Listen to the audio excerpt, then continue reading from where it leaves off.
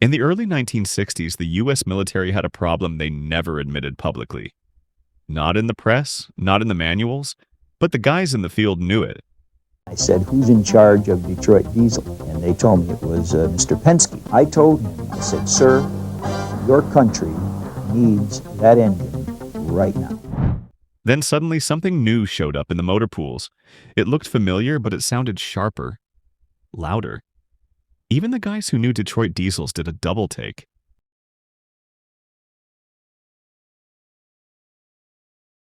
By the 1960s, the Cold War had changed the battlefield.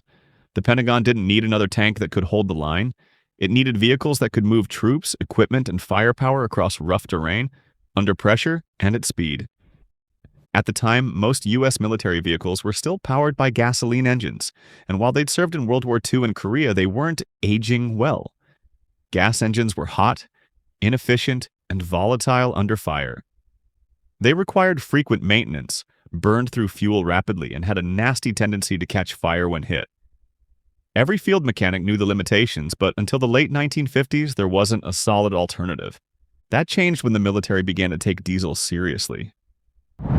Diesel engines offered a set of advantages that matched Cold War doctrine perfectly. They were safer, less likely to ignite when hit. They ran longer on the same amount of fuel, and most importantly, they delivered high torque at low RPMs, perfect for tracked vehicles climbing hills, carrying weight, or plowing through mud and debris. But there was still a problem. Most diesel engines at the time were either too large, too heavy, or too complex for the kind of agile warfare the Pentagon was planning for. What they needed was a compact, rugged diesel engine, one that could fit inside light armored vehicles, start in freezing temperatures, and run on dirty fuel with minimal upkeep. They needed something that could survive in the field without relying on delicate electronics or endless diagnostic tools. Enter Detroit Diesel. A division of General Motors, Detroit Diesel had been producing engines for commercial, marine, and industrial markets since the 1930s. By the late 1950s, they'd developed a reputation for simplicity, durability, and field serviceability. In 1957, they launched the Series 53 line, a family of compact two-stroke diesel engines designed to be modular, efficient, and adaptable.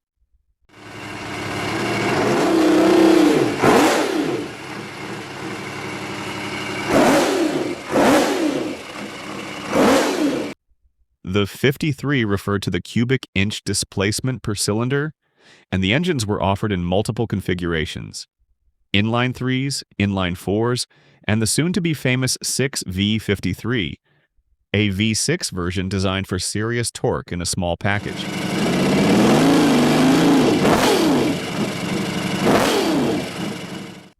It didn't take long for the military to notice. The 6V53 was compact enough to fit into a variety of armored vehicles and powerful enough to move them effectively. More importantly, it was simple to maintain. With fewer moving parts than a comparable four-stroke engine and a layout that allowed for quick access to critical components, the 6V53 was ideal for the kinds of field repairs soldiers often had to make under pressure. The U.S. Army began adopting the 6V53 in the early 1960s, most notably in the M113 armored personnel carrier. The M113A1 variant featured the 6V53N, a naturally aspirated version of the engine, and it immediately proved its worth. The APC was light, mobile, and reliable, and the engine inside it matched that performance. Later versions like the M113A3 would feature the turbocharged 6V53T for even greater power and responsiveness. The 6V53 didn't stop there. It also found a home in the M548 cargo carrier, the Mi-M72 Chaparral missile platform, and various light armored vehicles used by NATO allies and U.S. partner forces. It became the default choice for military applications where size and reliability mattered more than raw horsepower. From jungles to deserts to frozen plains, the 6V53 helped keep American forces moving. But the story didn't end there. As new vehicles and weapon systems were developed, especially those with unconventional configurations, there was a need for even more specialized power plants. One such system was the M163 Vulcan Air Defense System, or VADS. Based on the M113 chassis, the M163 wasn't a troop carrier or missile platform. It was a self-propelled anti-aircraft gun system with a complex turret and weapons control rig. It needed an engine configuration that could deliver consistent power in a confined space, with particular mounting needs and service requirements. That's where the 6V52 came in. Now, to be clear, the 6V52 wasn't a separate engine line. It was a specific military configuration within the broader Series 53 family, essentially a version of the 6V53, tailored for that M163 VADS. But it had its own performance quirks, layout changes, and operational profile, and it gained a reputation all its own. Not every M113 variant used the 6V52. The majority of the M113 family continued using variants of the 6V53, including the turbocharged models and later upgrades. But within the specialized role of air defense, the 6V52 was the right tool for the job. That sets the stage for everything that follows. Two engines, one proven across a wide range of platforms, the other a precision-built variation for a very specific mission. They were both born from the same diesel lineage, but their stories are very different.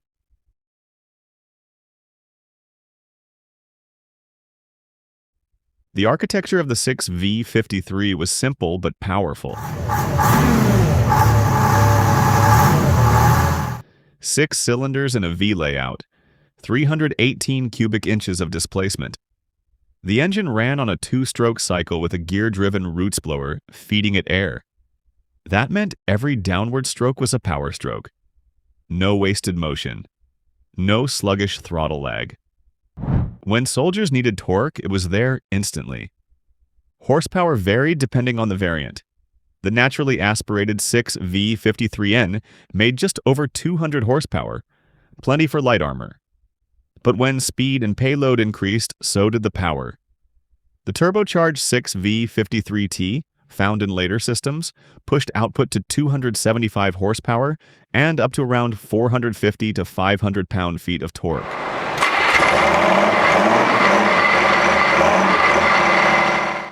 That kind of torque wasn't about racing, it was about pulling gear through the worst terrain on Earth. Its first major home was the M113 armored personnel carrier. The M113A1, which entered service in the early 1960s, dropped its gasoline engine in favor of the 6V53N. The change was immediate.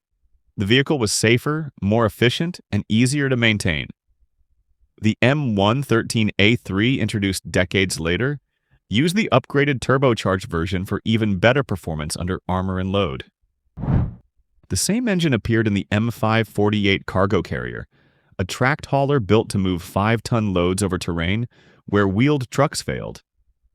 It also powered the Mi-M72 Chaparral, a short-range surface-to-air missile system, and the Light Armored Vehicle, or LAV-25, which used the turbocharged 6V53T, a wheeled armored vehicle used by the Marine Corps. One of the NATO partners that adopted it was Norway, with variants like the NM135 IFV using the 6V53 for its balance of power and size. But raw numbers weren't the real reason for the 6V53's success. It was what happened when things went wrong. This engine was designed for abuse. It didn't need a perfect environment or high-grade fuel.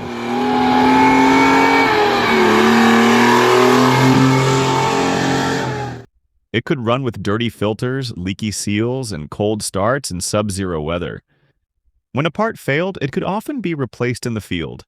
Cylinder kits, injectors, governors, all modular. No need to remove the engine or wait for depot-level repair. In the middle of nowhere, with limited tools, it kept running. Field mechanics respected it because there were no secrets and no fragile electronics or special procedures. It was loud, it smoked, it shook the ground, but it moved.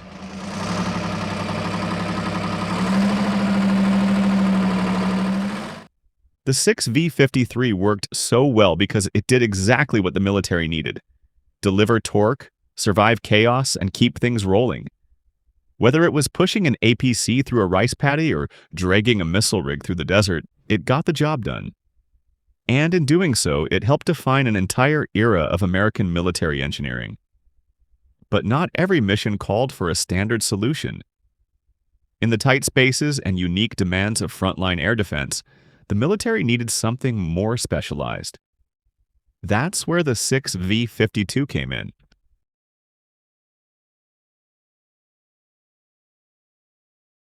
The 6V-52 wasn't built to lead the charge. It was built to solve a problem. As U.S. military systems evolved in the late 1960s and early 70s, so did the engineering demands behind them. Vehicles were becoming more specialized. Some carried radar, some housed rotating turrets, missile racks, or advanced communication gear. These weren't platforms you could just bolt a standard power plant into. They needed engines tailored to their roles. That's where the 6V-52 came in.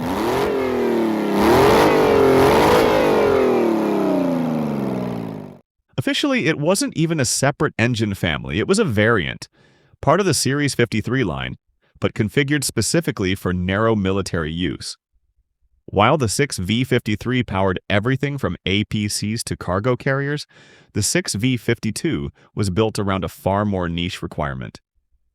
As previously mentioned, the most well-known of these was the M163 Vulcan air defense system, a self-propelled anti-aircraft gun that carried a 6-barrel, radar-guided 20mm rotary cannon based on the M61 Vulcan.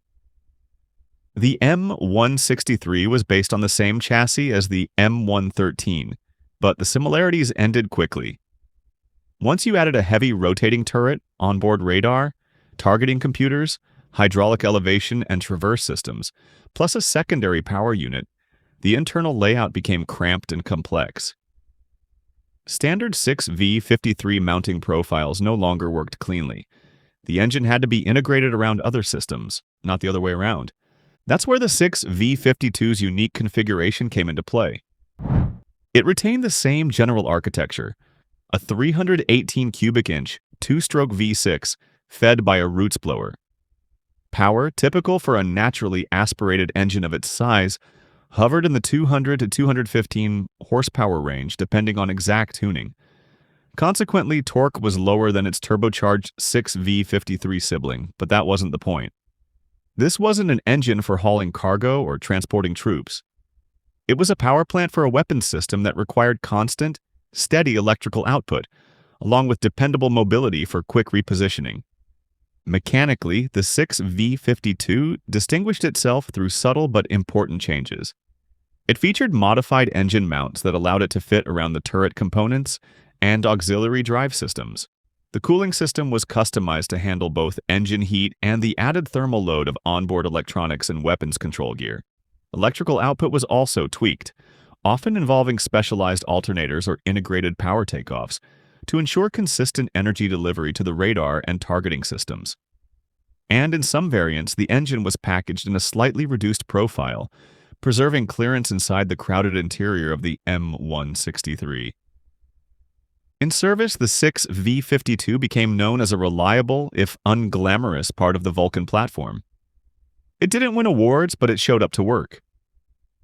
Cold starts in the field were rarely a problem, common for the Series 53 family, but especially critical in a system that might sit dormant for days or weeks between use.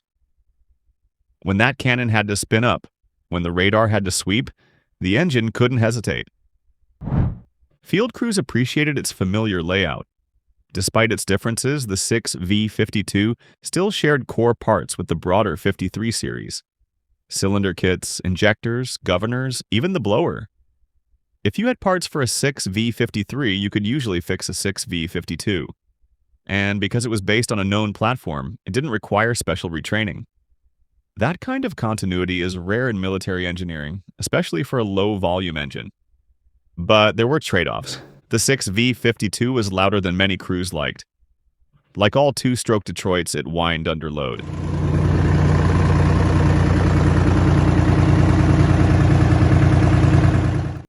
The tight space inside the M163 only amplified that sound.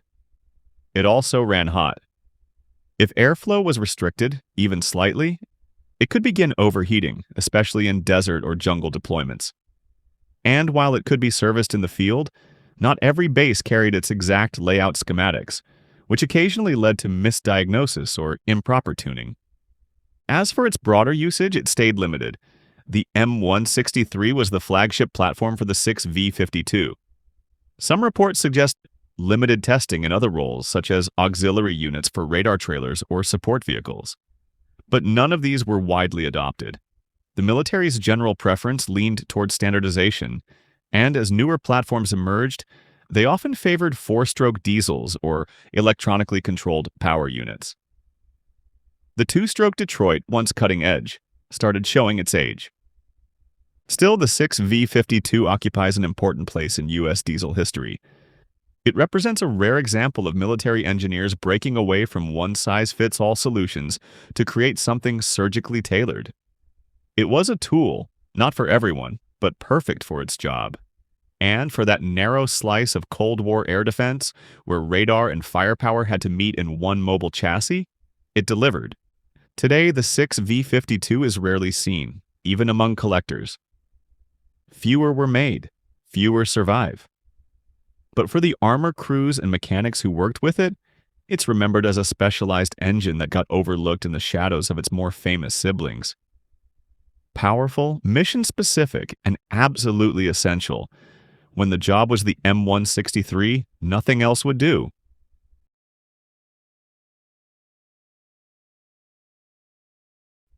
The Series 53 family had many faces. Inline threes, marine variants, industrial configurations, but this story focused on these two engines for a reason. The 6V53 and its specialized cousin, the 6V52,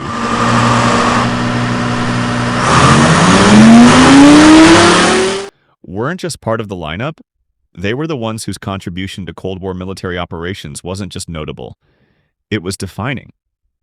By the time some 6V53 powered vehicles were phased out of frontline service or transitioned to reserve and support roles, the engine's reputation was already locked in. It wasn't just a military motor anymore, it was a cultural artifact. When the U.S. military began selling off surplus M113s, M548s, and other light armored vehicles in the 1990s and early 2000s, even as many continued in active service, many of them still had their original 6V53s inside. Some of the engines went to developing nations along with the vehicles they powered. In these roles, they often saw another decade or more of hard labor, supporting peacekeeping missions, rural transport, or even new combat roles under different flags. But an increasing number began showing up in the hands of collectors, tinkerers, and diesel fanatics.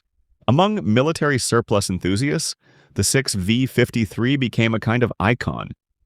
It was affordable, rebuildable, and loud, in a way that appealed to people who loved old-school machinery.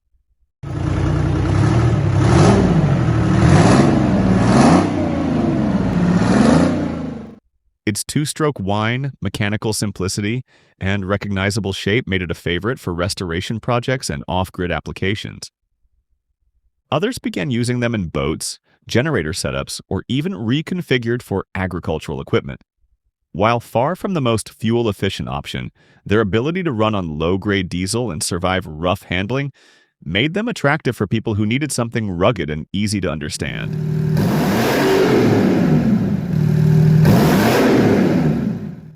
Rebuild kits remained widely available, and in many cases, old military mechanics found themselves working on the same engines they'd known in the field, just now in a barn instead of a motor pool. The 6V52, by contrast, never entered the surplus world in large numbers. Its limited production and narrow application meant most units stayed in government hands or were scrapped along with the last M163s. Very few found their way into the civilian sphere. For most enthusiasts, the 6V52 remains a ghost, known from manuals and old photos, but rarely seen or heard outside of training centers and museums. Still, its story is tied to the legacy of the 6V53. Together, they represent an era when simplicity, modularity, and toughness were the foundation of American diesel engineering. Even today, Detroit Diesel's influence can be found in conversations about what makes an engine military-grade. It's not just about horsepower, it's about being field repairable, reliable when neglected, and simple enough to teach a new mechanic in an afternoon. The 6V of 53 proved all of that could be done without sacrificing capability. The 6V52 showed that even specialized roles didn't have to compromise on durability.